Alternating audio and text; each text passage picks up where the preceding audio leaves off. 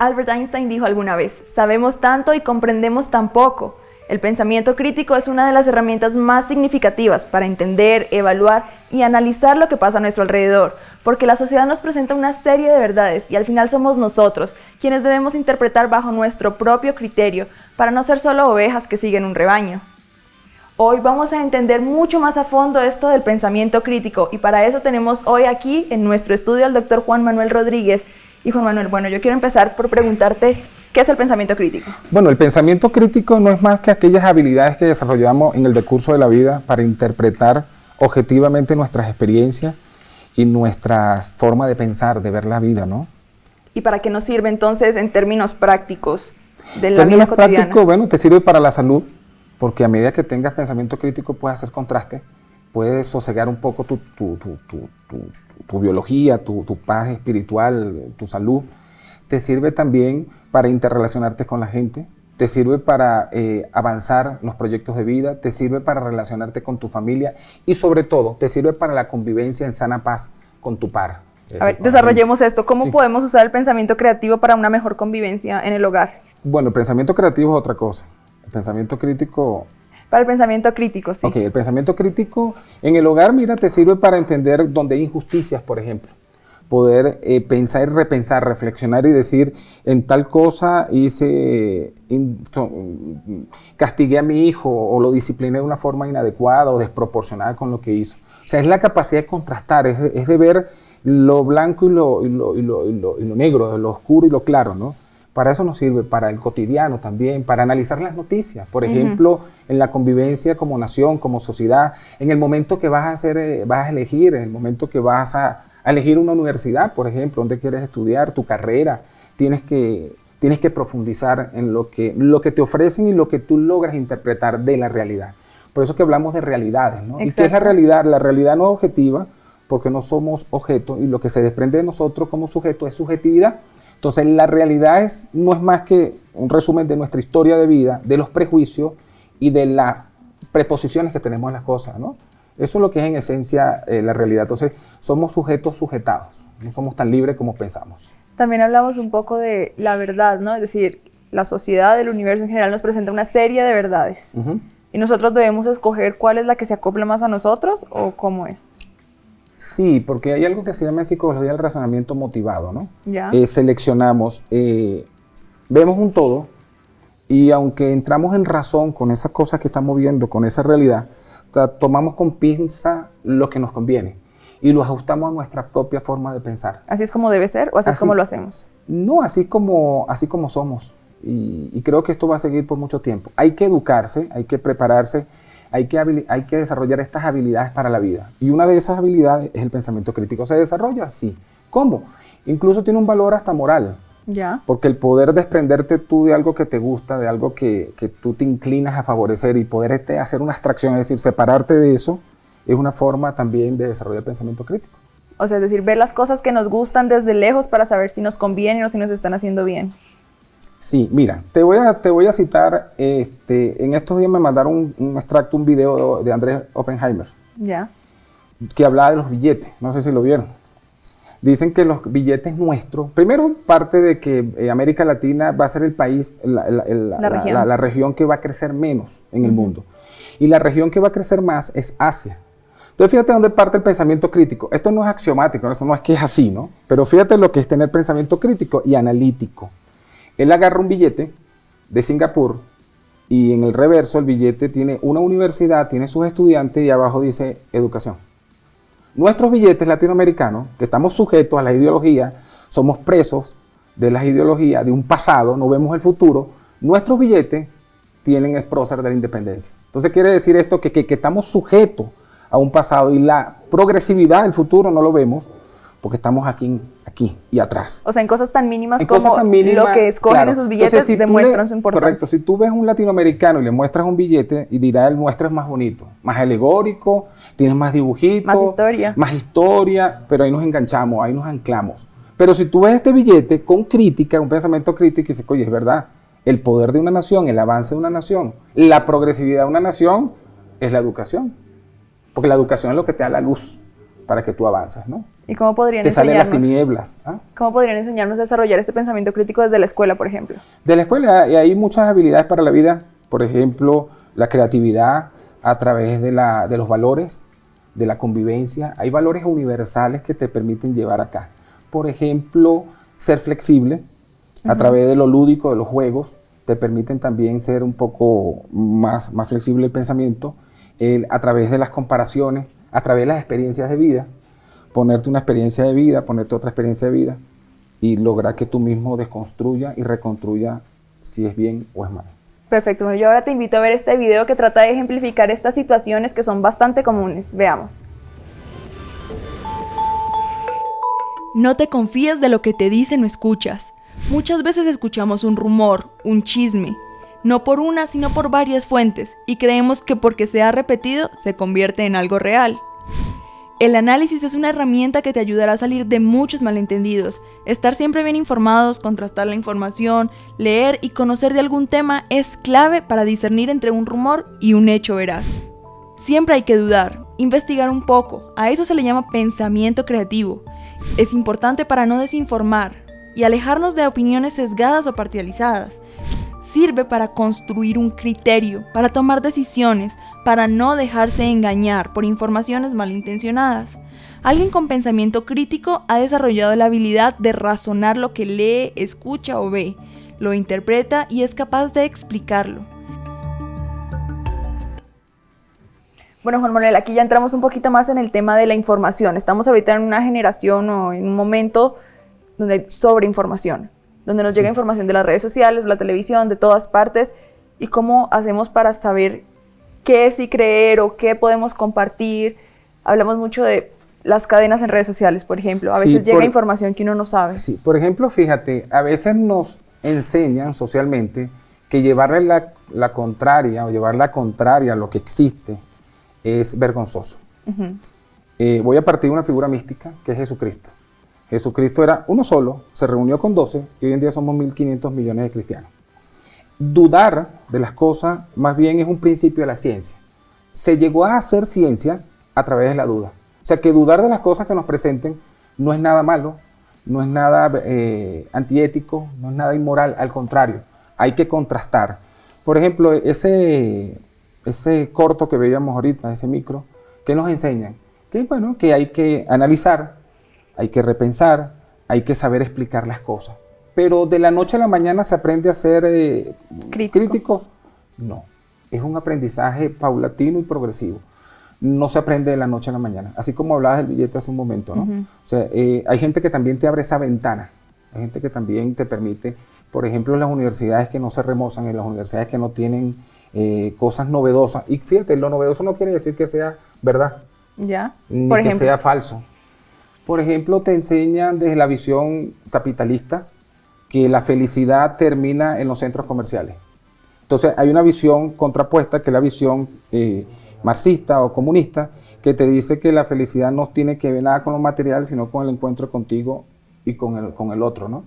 Y quizás ninguno de los dos está diciendo la verdad, porque es una suerte de relación entre los dos. O sea, tienes que tener cosas materiales y tienes que tener cosas espirituales. Entonces, la información siempre hay que sospechar la fuente incluso. Yo en Venezuela daba clase de opinión pública, pero yo soy un comunicador social como tú.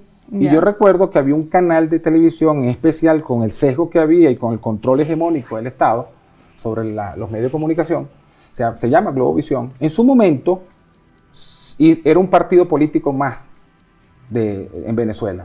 Entonces tenía cualquier cantidad de seguidores porque yo veía allí lo que yo creía que era correcto. Y yo siempre le criticaba, porque no es lo que tú crees que es correcto, tienes que contrastar. Si tú no contrastas, no puedes saber dónde está diciendo la verdad. Entonces tú veías los canales de televisión del Estado y obviamente tenía un sesgo también más marcado. Claro. Pero había cosas que se podían rescatar de verdad y cosas que decía este canal opositor se podían rescatar también. Esa comparación equilibrada, entre comillas, es lo que te permite hacer un balance crítico. ¿Y cómo podemos usar esto? O sea, un ejemplo así mismo en un aula de clases. Si tenemos un profesor, a veces los profesores se imponen y te dicen las cosas son así. Siempre debemos cuestionar ¿Cómo podemos cuestionar de una manera Bueno, hay profesores respetuosa? muy déspotas, ¿no? Eso es Ajá. una educación despótica, ¿no? Cuando yo impongo mi verdad. Cuando se impone una verdad, entonces hay una suerte de dictadura también. Entonces, ahí es donde tiene que haber ese pacto entre el profesor y el alumno tiene que refutarle. Y yo creo que en la modernidad y en el derecho que se ha progresado, yo creo que ya hay la libertad para decirle al profesor no. Y hay otra cosa que tiene el alumno hoy en día, que tiene la instantaneidad de la información. Tú puedes ir contrastando. El profesor está hablando y tú vas comparando si es verdadero o es falso. Ajá. O sea, no solo en las aulas de clase, ¿no? Los salones, sino esto viene del hogar, porque la universidad te permite dar ciencia, la universidad te da la construcción del pensamiento, del conocimiento, pero estas habilidades empiezas a desarrollarlas muy joven, incluso lo que le llaman la primera infancia, ¿no? O sea, vas estructurando tu cerebro, ¿no? Eso no quiere decir que porque no lo hiciste a temprana edad no puedes hacerlo, ¿no? Hablando también del hogar, muchas veces en la casa refutamos, es decir, no me contestes, o sea, como que esta autoridad de los papás, como no me refutes, hay que aprender como a cuestionar de manera respetuosa. Sí. Cuando un hijo, por ejemplo, es adquisiente, es decir, todo te dice que sí, es un hijo que está condenado a la infelicidad, ¿Ya? a la oscuridad. Porque tener un hijo sumiso no es bueno, tienen que haber hijos protestatarios, pero que contesten, pero con argumentos. La argumentación también se aprende. ¿Y cómo inculcamos esto en los niños, en la familia? Es decir, tenemos un hijo chiquito y cómo desde pequeño le enseñamos a que tenga argumentos, a que nos refute las cosas. Bueno, el hombre es una construcción de lo que habla, ¿no? El hombre no es lo que hace con sus manos, sino lo que hace con sus palabras. Si no existieran palabras, no estuviésemos aquí, ni tal lo que está aquí existiera. Porque nos construimos con pensamiento, lo llamamos a palabras y lo hacemos. Dándole participación a los niños en la casa, con sus Poniéndolos a límites. escoger. Con sus límites también, porque si no vas a tener una suerte de demasiadas libertades, pues. y el exceso de libertad también cae en la transgresión de normas, ¿no? Entonces tienes que darle unas libertades con medida, que participe en las conversaciones, siempre ser inclusivo en las conversaciones, reafianzarle las cosas que haces bien, no castigarlo, sino disciplinarlo por las cosas que hacen mal. Este tema de las normas es algo que quiero que profundicemos un poquito, pero por el momento vamos a ver este video. Nosotros salimos a las calles a ver qué tan informadas están las personas y cómo reaccionan ante la información que no conocían. Veamos qué pasó.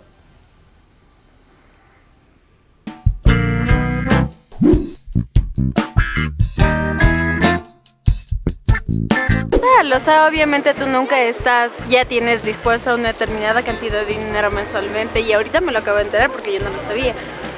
Obviamente la economía se desbalance un montón.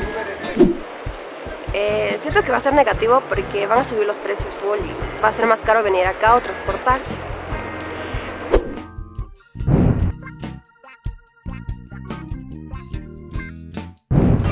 Obviamente estaré como que mucho más apretada de presupuesto, o sea, igual me sentiré un poco más preocupada respecto a cómo me iré a mi casa o si tendré que necesitar algún otro pasaje o cualquier cosa. Tendré que reorganizar mi economía, ¿sí? Porque si es el doble, entonces me afecta el doble.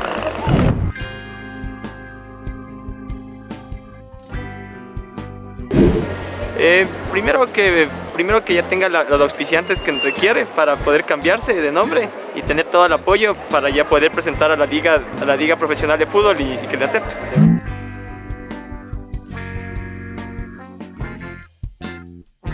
Que pienso bien,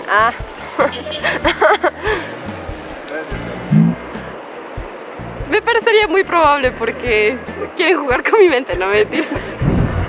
Me siento engañada. No sé, pero a mí sí me pareciera bien que esta charla fuera un buen nombre. Bueno, Juan Manuel, aquí vimos las reacciones de estas personas. ¿Qué opinas? ¿Crees que a la gente le da vergüenza decir, uy, no sabía o no estaba enterada de este tema? Sí, hay una teoría que se llama la teoría del carro ganador, ¿no? A nadie le gusta quedarse atrás. Entonces, si yo me están dando esta información y como no tengo cómo contrastarla ni refutarla, prefiero llevarle la corriente, ¿no? Llevarle el sentido. Pero fíjate, esto pasa en la cotidianidad, ¿no? Siempre nos dicen las cosas y preferimos no refutarnos por miedo a enfrentarnos, por desconocimiento, por hacer el ridículo. Y así pasa con noticias verdaderas o manipuladas también, que es lo que se llama la posverdad. Que es un tema tocado mucho. O las fake news ahorita. Exacto. Entonces te dejan correr una información y negar o refutar una mentira es el doble de energía que se requiere para decir la verdad. Pero muchas veces creemos que porque está en la televisión, porque salió en un periódico, o sea, no sentimos la necesidad de contrastarlo muchas veces, ¿no? Claro. Es decir, esto salió en el periódico y dicen que la gasolina va a subir el doble. Exacto. Puede ser una noticia falsa, una noticia malintencionada, como tú decías, y a veces no estamos acostumbrados a este cuestionamiento. Pero no me quedo atrás. O sea, yo tengo que llevar también, demostrar que sé. Y eso forma parte también de las creencias sociales, ¿no? O sea, entonces hay que contrastar. Me aparece esta información, tengo que buscar la fuente. Y la fuente será el gobierno, será alguna página oficial, buscarla en una página muy seria, ¿no? Ahora, eso también está, no sé, eso también está entredicho, ¿no? Recuerdo cuando se fundó CNN, se creía que ese canal iba a fracasar, porque nadie se imaginó, y los estudiosos, los comunicólogos, nunca pensaron que podía haber 24 horas al día noticias. Entonces, si no son reciclajes, se van haciendo otro tipo de espacios, ¿no? Pero siempre va a haber noticias, ¿no? ¿Y qué podemos recomendar a la gente para que, o sea, como que no se deje llevar solo por lo que le dicen? Es decir, hablamos mucho de contrastar. ¿Cómo podemos contrastar en términos comunes? ¿Se puede enseñar desde la escuela? Sí, bueno, hay muchos estudios serios que dicen que la mayoría de la información que está en Internet, para no apostar un porcentaje, pero altísima información, no son verdades. Uh-huh. Entonces, desde la escuela se empieza también a formar criterios. El exceso, la información es importante, porque de la información y de los datos y del saber se construye el conocimiento, pero el exceso de información también es nocivo, porque el cerebro no logra analizar tantas cosas. Entonces hay que dedicarse un par de horas diarias, de hecho se le saca mayor rendimiento a hacer lecturas. Los libros antes eran la fuente, después de esta generación de Gutenberg, entonces los libros, lo que está en el libro era la verdad, lo que estaba en los canales de televisión era la verdad. Y ahora es el Internet. Ahora es Internet. Entonces hay que saber la fuente de información. Y eso, bueno, se aprende, ¿no? Se aprende a través de la escuela, de la formación, de cursos. Por ejemplo, en las universidades pueden llevar cursos a las comunidades para que se hagan la gente más hábil, ¿no? Y eso le da también al país paz y eso le permite desarrollo a un país, porque el que tiene el conocimiento tiene el poder. Juan Manuel, ¿las normas y la obediencia atentan contra el pensamiento crítico? La norma es rígida, sí. El hombre, si no se le pone límites, el hombre se desboca. Te doy un ejemplo. Yo trabajé por una empresa transnacional en Venezuela y había un hombre muy importante que era europeo. No voy a decir el país para no ofender ningún país en específico. Y yo le preguntaba, un día fuimos a cenar y él pagó con su cédula, su tarjeta de crédito, le tocaba él pagar, además él tenía más plata que yo. Entonces cuando veo la cédula era extranjero y le pregunté, ¿por qué tú tienes cédula? Qué raro que no te has nacionalizado, ¿no? Entonces me dice, no, es que no me conviene nacionalizarme, pero es que tú tienes muchos años aquí. Y me dijo, sí, lo que pasa es que aquí no pago impuestos. Entonces fíjate que no es que hay ciudadanos de primera o de segunda, ¿no? Sino que hay ciudadanos más controlados que otros. Pero cuando no existen las normas, entonces o existen normas y no son tan rígidas, yo la puedo transgredir. Entonces, donde no hay normas, entonces tampoco hay una sociedad organizada y tampoco hay una sociedad que progrese. ¿Cómo saber qué compartir y qué no? ¿Cuándo nos están diciendo la verdad? En las redes sociales es muy común que se publique información falsa, imprecisa y alarmista, con el fin de que se viralice. Las noticias falsas no existen. O sea, una noticia no puede ser falsa. Una noticia, en esencia, siempre debe ser verdadera por su nivel de veracidad, por su trabajo de contrastación, por su trabajo de evidenciación de cierto aspecto de la realidad, ¿no? Entonces no creemos que existan las noticias falsas. Hablamos más bien de información engañosa. Información que es creada, que es colocada en redes sociales por usuarios que tienen distintos intereses, ¿no? Pero no todo está perdido. Hay forma de identificar cuando alguna publicación es mentira. Por ejemplo, la búsqueda inversa de imágenes de Google es una de las primeras opciones que aparece en la pantalla inicial. Y cuando tú colocas la imagen que está acompañando probablemente esta información engañosa, te van a salir todos los resultados asociados. Entonces de una, la gente se va a percatar que la noticia fue publicada en realidad hace 3 años, que la imagen corresponde a otro país, a otro suceso, a otro hecho. Por ejemplo, que nunca conducen a un enlace, ¿no? Es decir, son a veces post o los enlaces a los que conducen están rotos, son páginas web redireccionadas, que se apela siempre a la emocionalidad de las personas, es decir, intentando trabajar en aspectos racionales como cifras, datos, simplemente con situaciones como, por ejemplo, las noticias en torno a la crisis migratoria, ¿no? Que dicen los venezolanos tendrán cupo asegurado en las universidades. Entonces, cuando el proceso de ingreso es completamente igual para todos. Y ese tipo de mentiras son como muy populares y son zombies, ¿no? O sea, tú dices que es un falso hoy y después de un par de meses vuelve a resurgir en las redes sociales como si fuese verdadero. Que puede ser graciosísimo y uno dice ya, o es obvio, es Photoshop, o obvio es falso, pero la gente a veces se lo cree, ¿no? Como consumidores estamos en el deber de verificar y estar seguros de que algo es cierto antes de compartirlo y generar angustia o alarma innecesaria. Uno habla de la ley, o sea, de que se debería reglamentar y sancionar este tipo de acciones, o sea, dar con las personas que, pues no sé, empiezan a crear cadenas falsas, difunden esta información engañosa. Recuerdo que había comunicados oficiales sobre la quiebra de distintos bancos, entonces eso es un delito, ¿no? Generar pánico financiero en el país. Entonces, para ser parte activa de una sociedad bien informada, siempre hay que analizar, entender y evaluar la necesidad y las repercusiones de compartir alguna noticia, ya sea en las redes sociales o en conversaciones cotidianas. Juan Manuel, yo quiero saber si estar mal informado nos lleva a tomar malas decisiones. Sí, la información no es casi, no es un derecho humano, porque la información te decide si por este es el camino donde voy a conseguir el agua o por este no. Entonces, el tener la información es importante. Fíjate, voy a hacer uso del pensamiento crítico con respecto a esto que vimos ahorita. Lo que dice este joven es cierto. O sea, hay una manipulación y las noticias necesitan ser contrastadas, comparadas, presentarla, exponerla para que sea el que está del otro lado perciba la verdad o la verdad, ¿no? Pero fíjate que él dice de las mentiras, de lo engañoso. Pero las noticias falsas, la palabra falsa es importante desconstruirla porque la falsedad es algo que tú haces sin intencionalidad. Mientras que la mentira o el engaño tiene una carga de intención. Es decir, hay una gran diferencia entre la falsedad y la mentira. Hay noticias mentirosas o manipuladas. Que son malintencionadas. Que son malintencionadas. Incluso, fíjate, una toma de lo que están haciendo los muchachos acá puede desnaturalizar el hecho noticioso. Porque si yo estoy entrevistando a alguien sobre la honestidad, por ejemplo, y yo tengo un camarógrafo que me acompaña y le poncha el reloj y es un role, entonces ya yo desdigo eso, es una manipulación hasta de imagen. Entonces fíjate cómo se puede manipular, nada más no es con el hecho escrito o hablado, hasta con una imagen se puede distorsionar una noticia. Con respecto a lo de los venezolanos, no voy a hablar como venezolano, ¿no? Porque yo me considero un ciudadano del mundo, pero obviamente amo mi país y también amo este segundo país. Pero fíjate tú, recién leí ayer que habían 500.000 venezolanos, cosa que es falsa porque oficialmente todavía no lo hay. Y si no hay un dato oficial, pueden haber 2 millones, 3 millones o 50.000 venezolanos, pero si no hay un dato oficial, no podemos hablar de 500.000. Sin embargo, leía que si cada venezolano de esto envía $125 al mes a su familia en Venezuela, en 2 años ya han enviado 1.450 millones de dólares. Primero, fíjate, ¿cómo se puede aplicar el pensamiento crítico aquí? No hay 500.000 venezolanos. No han transcurrido 2 años para que hayan enviado 1.450 millones de dólares. Y dicen que si esto lo envían, entonces están sacando los dólares del Ecuador y no retornan. Pero fíjate lo que es la visión.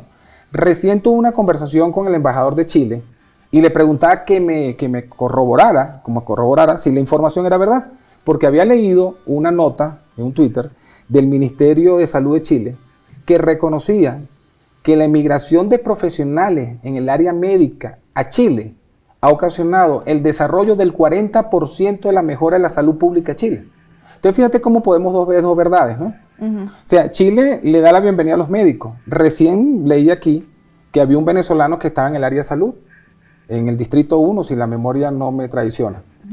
Y lo protestaron y decían que por qué no hay ecuatorianos en ese cargo. Y esto en las redes sociales también se hace muy presente, ¿no? Es decir, la información, como lo veíamos en el video, medio malintencionada, información con datos que no son precisos, y siempre todos tenemos que estar corroborando. Por ejemplo, no sé, cuando hay un desastre natural, un terremoto, siempre empiezan a circular imágenes y son imágenes que ni siquiera son de este país. Correcto. Entonces, pero déjame retomarme, si me lo permite, esto de los venezolanos, no porque, repito, porque sea venezolano, sino porque esto es un tema que puede ocasionar la xenofobia. Entonces, por una minoría no puede juzgar una mayoría. Fíjate, la ministra actual de Educación del Ecuador es venezolana, pero haciendo vida aquí todo el tiempo. Y empezaron a criticar que si no habían ecuatorianos capaces de ser ministros. Claro que lo hay. Y de tantas cosas que leí y hurgué por las redes, decía esto es algo interesante, una señora apellido Tapia, decía, en Estados Unidos recién se han electo jueces ecuatorianos. O sea, hay médicos que son directores de áreas importantísimas en los hospitales Claro, hay que reputados del tener mundo. criterio más allá de la Ahí voy. nacionalidad. Entonces le dice, hay jueces electos, hay deportistas, hay hombres con excelentes notas, con premios a universidades. Entonces que no hay norteamericanos, estadounidenses que tengan la capacidad de ocupar esos espacios, o ahí la reflexión, el pensamiento crítico, el contraste. ¿O será que estos ecuatorianos se han ganado esos puestos? Eso es pensamiento crítico. Claro, Ese poder comparar, ¿no? Hay que usar No más allá de cegarte un por las solo emociones, criterio. claro. Bueno, y entonces como hablamos un poco de esto de las redes sociales, hay mucha gente que dice yo tengo la razón y se imponen con la razón, lo hacen en las redes sociales, lo hacen en un aula de clases, lo hacen con el tono de voz, la gente que habla como más fuerte, como que para imponer su punto de vista. Sí, bueno, la gente que habla con tono fuerte más bien es débil, ¿no? Sí, imponen su criterio. Sobre todo eso pasa cuando es el profesor, el tutor, ¿no? Porque el quien está parado allí es el que tiene el poder, en teoría, y el que se la sabe todo. Y es el que no hay que cuestionar. Exacto, pero una sociedad posmoderna hay que criticar. Y eso es una de las consignas de la posmodernidad, criticar todo lo que tú ves, criticar todo lo que tú piensas, criticar todo lo que tú sientes. Entonces, en una conversación normal, es decir, yo salí a tomarme un café con una amiga y me empieza a contar, ay, mira que sí, que leí, que me contaron eso. Es importante siempre preguntar, ¿de dónde lo escuchaste? ¿Dónde lo leíste? Hay que buscar la fuente, Muéstrame. hay que buscar la fuente, siempre hay que buscar la fuente. Así sea en conversaciones banales, o sea, en todo hay que buscar. Todo. Claro, tampoco podemos obsesionarnos por el pensamiento crítico, ¿no? Porque si no nos desnaturalizamos, entonces ocurre como mucha gente que estudia la conducta humana. Cada vez que estás hablando con ellos te están observando, te están haciendo un paneo, te están escaneando, te están sacando las desviaciones. Entonces tampoco pudiese ser feliz. Esto es una habilidad que se aprende con el tiempo, con los fracasos incluso. Tener en la vida un récord de éxito es peligroso, porque el día que tengas un tropiezo, la caída es estrepitosa. Entonces yo creo que este carrusel de la vida y esta montaña rusa que llevamos mientras vivimos nos permiten desarrollar pensamiento crítico. Se desarrolla a través de la lectura, se desarrolla a través incluso de la memoria, porque la memoria te permite repetir o repensar lo que pasó. Si tú pierdes la memoria, estarías en la nada, ¿no? Bueno, esto es perfecto porque ahorita vamos a recibir a Dome. Ella nos tiene unos tips para poner en práctica en la vida. Bueno, primero es importante incentivar tu conocimiento y experimentar nuevas cosas. Siempre estar reinventándonos. También es importante dudar de lo que nos digan, porque hay que plantearnos la fiabilidad de las fuentes y la veracidad de la información que recibimos. Esto acotando a lo de las redes sociales, a lo de fake news. Siempre hay que estar seguros de que lo que estamos transmitiendo a la demás gente es verdadero. También, bueno, es importante preguntar para profundizar en la información que recibimos. Es decir, por qué ha sucedido, cómo ha pasado, quién te lo dijo, por qué lo hicieron. También para evitar un poco los chismes. Bueno, en un ambiente de trabajo, en un ambiente de estudios, es importante que tengamos eso al margen. Es importante también analizar lo sucedido, plantear los argumentos y justificarlos con más información. Y por último, ampliar nuestros propios argumentos, es decir, discutir en nuestro grupo, con quienes tenemos a nuestro alrededor, amigos, familia, y pues analizar lo que ellos tienen que decir para que también tengamos otros puntos de vista y no quedarnos solo con nuestra forma de ver las cosas, ¿no? Que a veces es un poco igual cerrada, sino que podemos recibir también opiniones de los demás. Juan Manuel, ¿el pensamiento crítico está relacionado en algo con la intuición o es mero análisis? Yo trabajé con un psiquiatra que me decía, un amigo, que la intuición no era más que los pensamientos presentes muy volátiles. Un concepto muy de él, ¿no? Sí, tiene relación. Yo creo que las emociones incluso, que son emociones básicas, el miedo, la alegría, la tristeza, que son emociones, que son pasajeras también y son involuntarias, nos sirven para estar pendientes de las cosas, ¿no? Nos dan como una alerta, como un sentimiento de esto tiene cara de ser falso, de ser mentira. Sí, sí. Bueno, hay que tener cuidado con los instintos, ¿no? También, porque cuando uno quizás lleva una vida de mucho tropiezo y está resentido, recuerda que la realidad no es más que nuestras historias, nuestros prejuicios y nuestra forma de ver el mundo, ¿no? No existen las realidades. Entonces, lo que decía la jovencita hace un momento, esos tips que son importantes, pero no hay que obsesionarse tampoco. Yo creo que esto hay que agarrarlo poco a poco, ¿no? Hay que hacerlo como ejercicio, progresivo. Claro, para la vida hobby, diaria sobre todo, ¿no? Como decía, los chismes, todo esto que muchas veces nos lleva a tener una mala relación con quienes nos rodeamos. en el trabajo, en los estudios. Entonces, evitar eso es en la Hay universidad. un adagio, me recuerdo ahorita, hay un adagio árabe que dice que si viene un amigo y te dice que tienes cara de camello, no le hagas caso. Si viene por segunda vez otro y te dice tienes cara de camello, no le hagas caso. Pero si viene un tercero, pega la carrera y vete en el espejo. O sea, yo creo que las cosas hay que irlas practicando, ¿no?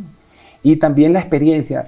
No es que se hereda el pensamiento crítico, pero hay familias que son más críticas que otras. Se enseña. Y la crítica tiene algo que ver no con acabar algo, no con destruir algo. La crítica tiene que ser constructiva. Criticar es ver, descomponer, observar, ampliar, pero a su vez también tiene que ser un gran aportante, porque si no es crítica, es algo más bien nocivo. Criticar es aportar también. Bueno, sí, esta ha sido una conversación bastante agradable, bastante constructiva, y para todos aquellos que se han sentido identificados, relacionados o que han despertado algo de intriga, aquí les recomendamos estos libros.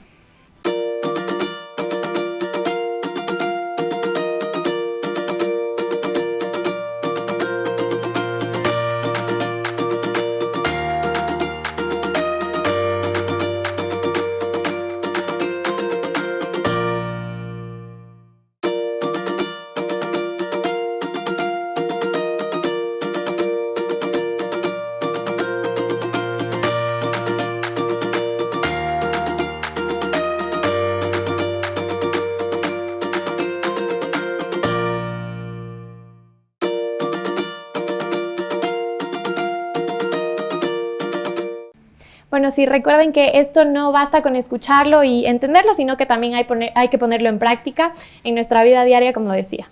Exacto, Juan Manuel, le agradecemos muchísimo por haber estado aquí, por compartirnos su conocimiento, y bueno, espero que a todos los que nos están viendo les haya servido muchísimo esta información. A ustedes. Gracias. Hasta la próxima. Gracias. Gracias.